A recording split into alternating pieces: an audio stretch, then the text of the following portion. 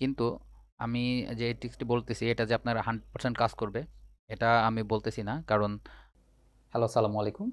5 minute solve চ্যানেলে আপনাকে স্বাগতম। গত 2 পর্বে আমরা দেখিয়েছি কিভাবে আমরা OBS ব্যবহার করে স্ক্রিন রেকর্ড করতে পারি এবং ফেসবুক লাইভ বা আমরা যেভাবে লাইভ করতে চাই সেটা কিভাবে OBS দিয়ে লাইভ করতে পারি।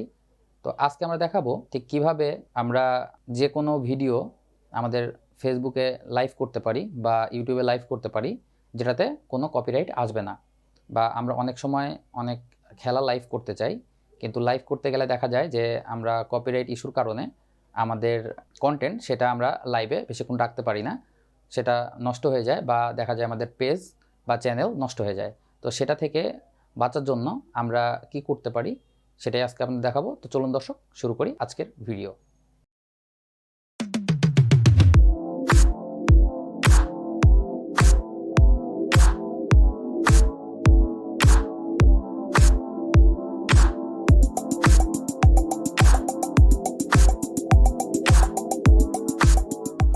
তার জন্য আমাদেরকে OBS যেতে হবে। তো OBS এখানে সেট করা আছে, দেখেন একটা খেলার স্ক্রিন এখানে অলরেডি অ্যাড হয়ে আছে। তো আমরা খেলা আনার জন্য এখানে জাস্ট প্লাস সাইন ক্লিক করে এখানে যে ব্রাউজার অপশনটি আছে এই ব্রাউজার অপশনটি আনছি। তো ব্রাউজার অপশনটি আনার পরে ব্রাউজার অপশন এই অবস্থায় থাকবে এবং এখানে আপনি যে টিভিটা ইউজ করবেন বা যে অনলাইন টিভিটা আপনি ইউজ করতে চান সে অনলাইন টিভির অ্যাড্রেসটা এখানে কপি করে নিয়ে আসবেন, পেস্ট করবেন, তারপরে ওকে। আর এখানে এই যে কন্ট্রোল অডিও ভিয়া OBS এইটা হচ্ছে যে আপনি জাস্ট টিক মার্ক করে দিয়ে এখানে ওকে করে দিবেন। তারপরে আমাদের কাজ হচ্ছে এই ব্রাউজারটাকে মানে এই স্ক্রিনের মধ্যে ঠিকঠাক একটা শেপে আনা। তো এটা আপনি এখান থেকে টেনে বড় করে সেটাও আনতে পারেন। যদি আপনি মনে করেন যে এভাবে আনবো তো এভাবেও আপনি আনতে পারেন। যদি মনে করেন যে না আমি কেটে আনবো তাহলে আপনাকে ব্রাউজার এখানে যেতে হবে এবং ফিল্টার আছে। আপনি এখানে রাইট ক্লিক করলেও এখানে ফিল্টার পাবেন। তো ফিল্টারের মধ্যে গিয়ে এখানে আপনাকে এই ফিল্টারের মধ্যে গিয়ে এখানে ক্রপ অ্যান্ড প্যাডিং নামের যে অপশন আছে, এই যে ক্রপ অ্যান্ড প্যাড, এটা আপনাকে ক্লিক করতে হবে দিয়ে ওকে। ওকে করার পরে আপনাকে লেফট রাইট এখানে সিলেক্ট করতে হবে। কীভাবে সিলেক্ট করবেন, যেমন আপনি দেখেন যে লেফটে কতটুকু জায়গা যাবে। তো আমি 100 করে দিলাম। 100 করলে দেখা যাচ্ছে ছোটো হয়ে যাচ্ছে, মানে সরি মানে বড়ই থাকতেছে। সো আমরা এখানে 200 করে দিচ্ছি। 200 করে দিলে দেখেন যে এই সাইডটা কেটে গেছে। এখন টপে আমরা করি 100। এবার রাইটে আমরা যদি এখানটায় রাইটে 500 করে দিই তাহলে দেখেন যে অলরেডি একটা শেপে চলে আসছে। নিচে আমরা করে দিই 100। ওকে, তো এইটা একটা শেপে চলে আসছে এতটুকু কেটে। তো আমরা এভাবে এটা সেট করতে পারি। তো আমি এখানে এটা অ্যাকচুয়ালি সেভ করতেছি না, যেহেতু আমি ওইটা টেনেই ঠিক করে ফেলছি, মানে ওইটা বড় করছি। তবে এভাবে কেটে নিলে হয় কি যে আপনি এখানকার যে রেজুলেশনটা সেটা একদম পারফেক্ট রেজুলেশন পাবেন। তারপরে আমাদের আরেকটা কাজ করতে হবে, সেটা হচ্ছে অডিও ইফেক্ট।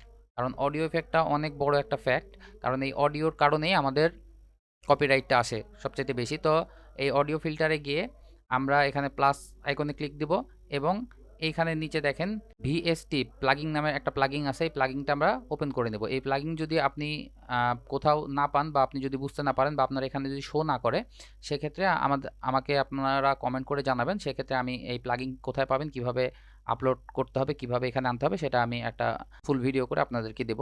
তো আমরা এই প্লাগিংটা এখানে সিলেক্ট করে নেওয়ার পরে এখানে ওপেন প্লাগিং আছে। তার আগে আমাদের এই যে প্লিজ সিলেক্ট এ প্লাগিং, এই প্লাগিংয়ের মধ্যে গিয়ে আমাদের এই প্লাগিংটা সেট করে নিতে হবে। এই প্লাগিংটা আমরা সেট করে নিলাম। এখন ওপেন প্লাগিং ইন ইন্টারফেসে যেতে হবে। ওপেন প্লাগিন ইন ইন্টারফেসে আসলে আমাদের এখানে লোড অপশনে যেতে হবে। লোড অপশনে যাওয়ার পরে এখানে দেখেন পিস লেখা আছে। পিস অপশনে যাওয়ার পরে এখানে আমরা সুপার পিস নামে যে অপশনটা আছে এই অপশনটা সিলেক্ট করে নেব এবং এইখান থেকে আমরা জাস্ট এই পিস অ্যাডজাস্টমেন্টে গিয়ে এর ভ্যালুটা বাড়িয়ে দিব। এর ভ্যালু যত বাড়াবো তত আপনার হচ্ছে যে সাউন্ড আস্তে আস্তে যে অরিজিনাল সাউন্ড আছে সেই সাউন্ডটা নষ্ট হয়ে যাবে এবং দেখা যাবে সেই সাউন্ডটা অন্য একটা মানে অন্য ভয়েসে চলে আসতেছে। এবং এটা আপনি একটু অ্যাডজাস্টমেন্ট করে নেবেন এবং আপনি ফেসবুক পেজে যখন লাইভ করে রাখবেন তখন আপনি সাউন্ডটাও নিতে পারবেন যে সাউন্ডটা কেমন আসতেছে। সো ওইখান থেকে সাউন্ড অ্যাডজাস্ট করে নিয়ে আপনি এটা এখান থেকে কেটে দিবেন, দিয়ে আমরা এখান থেকে জাস্ট বের হয়ে যাব এবং আমরা স্ট্রিমিং করব।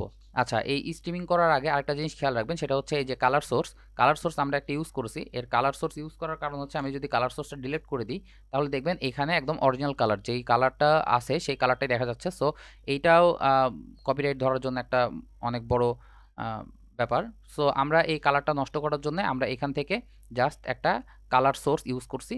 কালার সোর্স ইউজ করার পরে আমরা এখানে একটা কালার চুজ করব, যেকোনো একটা কালার আপনি চুজ করতে পারেন। তো আমি এটা সিলেক্ট করলাম। আচ্ছা, এই কালারটা দেখেন এখন সলিড কালার আছে। সলিড কালারটা আমরা এখানে ওকে করে দিলাম এবং এই যে কালারটা আমরা নিয়েছি কালার সোর্সে আমরা ফিল্টার ইউজ করব। ফিল্টার ইউজ করলে আমরা এখানে আ আ কালার কালার কারেকশন নামে যে অপশনটা আছে এখানে কালার কারেকশনে যাব এবং ওকে করব। করার পরে দেখেন কালার কারেকশন আমরা সিলেক্ট করেছি এই ইফেক্টটা। এখন আমরা এখানে গিয়ে যে অপাসিটি আছে এই অপাসিটিটা আমরা কমিয়ে দেব।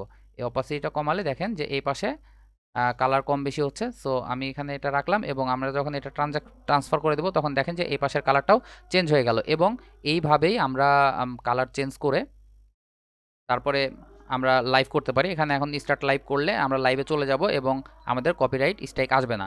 সো যারা এতদিন থেকে কষ্ট করে হয়তো খেলার ভিডিও ওপেন করতে পারেননি বা খেলার ভিডিও প্লে করতে পারেননি আপনার নিজস্ব চ্যানেলে, সো আপনারা এভাবে চেষ্টা করলে খুব সহজেই লাইভ করতে পারেন যে কোনো খেলা। তো আজকের ভিডিও আমরা এখানেই শেষ করছি। যদি আপনাদের আমার ভিডিওটি ভালো লাগে এবং আমার ভিডিওগুলা আপনাদের সবার উপকারে আসে তাহলে অবশ্যই আমার চ্যানেলটিকে সাবস্ক্রাইব করবেন।